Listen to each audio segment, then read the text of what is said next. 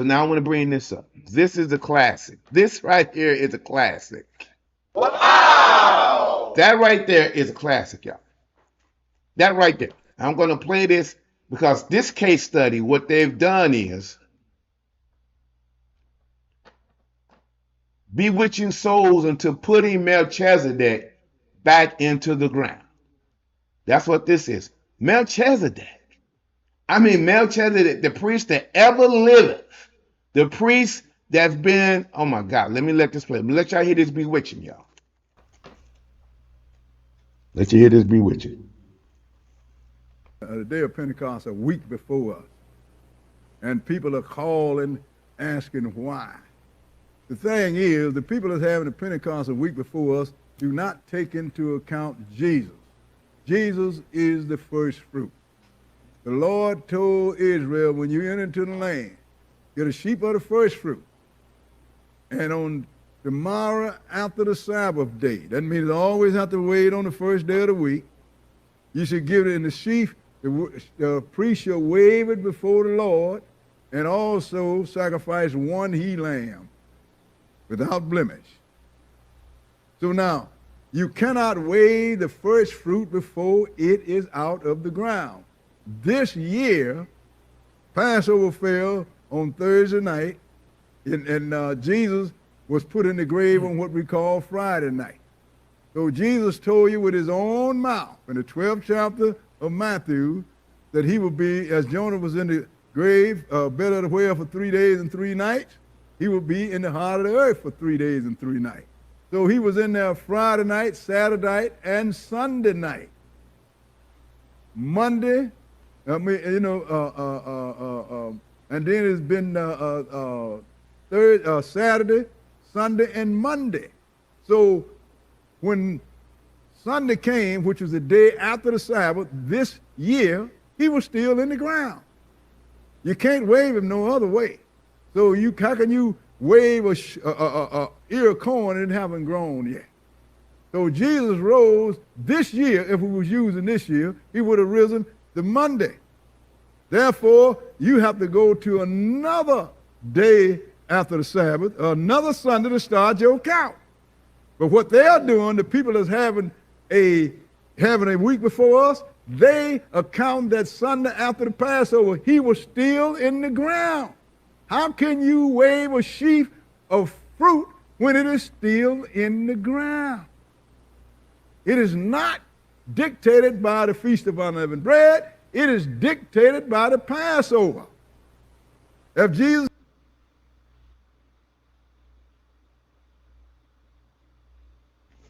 Hold up. First of all, notice that his spirit was stuck under the Levitical priesthood, which ended when Jesus died in the midst of the week, way back in 33 AD. Second thing is, what Jesus is he talking about that was in the ground again on a Friday night?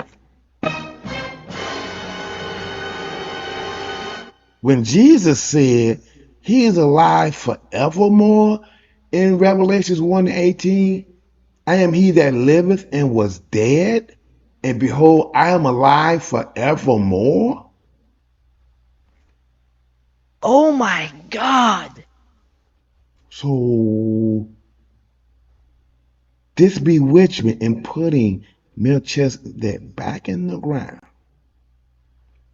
Look at what it says about Melchizedek. For it's evident that our Lord sprang out of Judah, of which tribe Moses spake nothing concerning priesthood, and it is yet far more evident that after the similitude of Melchizedek there arises another priest, who is made not after the law of carnal commandments,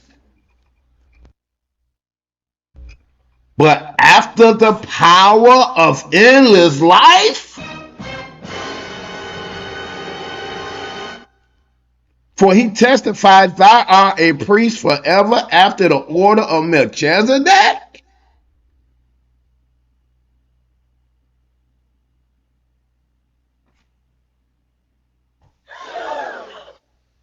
Yeah. By so much more, Jesus was made a surety of a better testament, and they truly were many priests because they were not suffered to continue by reason. See, when you got another Jesus, you think he could come by and die again.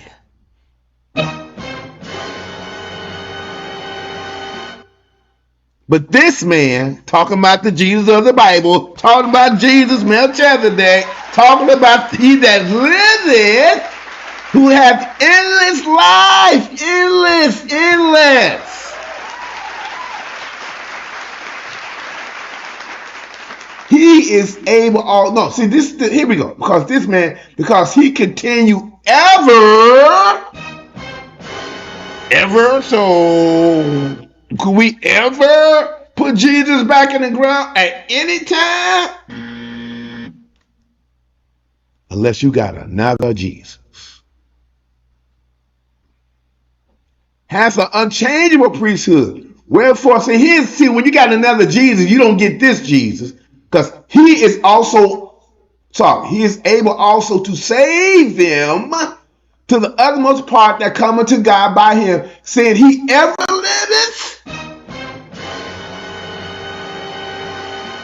No wonder that keep saying ain't nobody saved yet. No wonder he said ain't nobody saved yet. No wonder he don't teach saved now. Because he ain't got this Jesus. He ain't got the one that's able to save them that to the uttermost that come to God by him, saying he ever liveth. But then he got the tirade and the rant to talk about the people that do have the Jesus that liveth forever. We don't put Jesus back in the ground, y'all know we don't. We don't do that. Bewitching souls. Because the church has been under the bread and wine token of Melchizedek, aka Jesus, since 33 AD, who's alive forever. He's alive forevermore, y'all. He's bewitching and preaching another Jesus, y'all. Wow. No wonder ain't nobody that's at that cult that takes stock in him ain't saved yet. Because they believe in that same Jesus that he put in the ground, that he think you could put back in the ground. Oh my God. Every last one of them. So, any questions, comments? I want to make sure to see anybody. Look, let me check the conference call room, see anybody call in.